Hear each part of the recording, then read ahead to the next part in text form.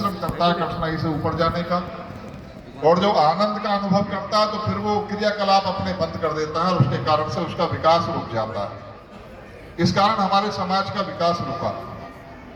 एक और मैं बड़ा महत्वपूर्ण कारण मानता हूं कि ब्राह्मण समाज कहिए या हिंदू संस्कृति कहिए, मैं ये मानता हूं कि दुनिया की सर्वश्रेष्ठ संस्कृति हमारी रही है और वैज्ञानिक तर्कों पर आधारित संस्कृति।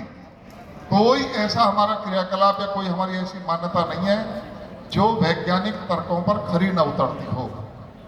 विज्ञान का भी ज्ञान हमें दुनिया से सबसे श्रेष्ठ रहा, उसके मैं अनेकों प्रमाण दिया करता हूं कि भाई कोई ऐसी नॉलेज नहीं है दुनिया की जो भारत के लोगों को नहीं थी या भारत ने कहीं बाहर से सीखी हो। हाँ, बीच का कुल कालखंड 300-400 साल का ऐसा रहा जिस समय हम राजनीतिक रूप से परतंत्र हुए और उन्होंने फिर अपनी संस्कृति अपनी मान्यताएं हम पर थोपी और हमारे भाइयों को आपस में लड़ाने का उन्होंने प्रबंध कर दिया। लंबे समय तक आपस में लड़ भिड़ रहे, खून बह रहा है, बीवी सब विरोधाभास पे है कि मेरी बात सही है कि मेरी बात सही है। उस कालखंड को छोड़ दें तो भारत कभी भी पराभव नहीं रहा, पराधीन नहीं रहा, पीछे नहीं रहा किसी की शोध में। मैं ये बात दावे के साथ कह रहा हूँ, हमारे भाई जेके गौड़ जी बैठे हैं जो एजुकेशनिस्ट हैं और कई विद्यालय चलाते हैं, 4-5 विद्यालयों का संचालन करते हैं।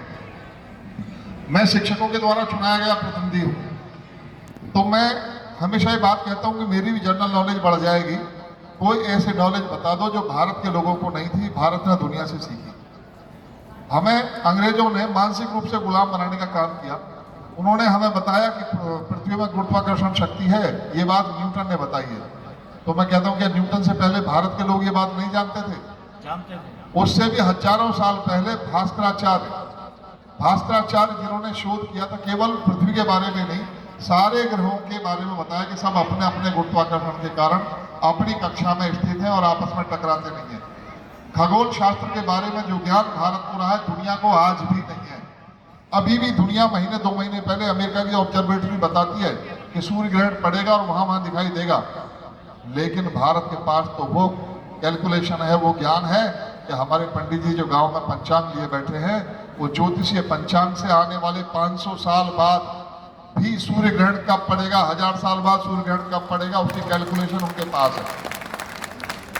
अंग्रेज और विधर्मियों ने हमको और आपको बताया कि आपकी मान्यता है तो ढकोसलापन है और आपने मानना शुरू कर दिया। आपने अपने पोती पत्रा उठा के रख दिए, अपना वो ज्ञान जो दुनिया में सबसे श्रेष्ठ ज्ञान है उसको भी आपने भुला दिया।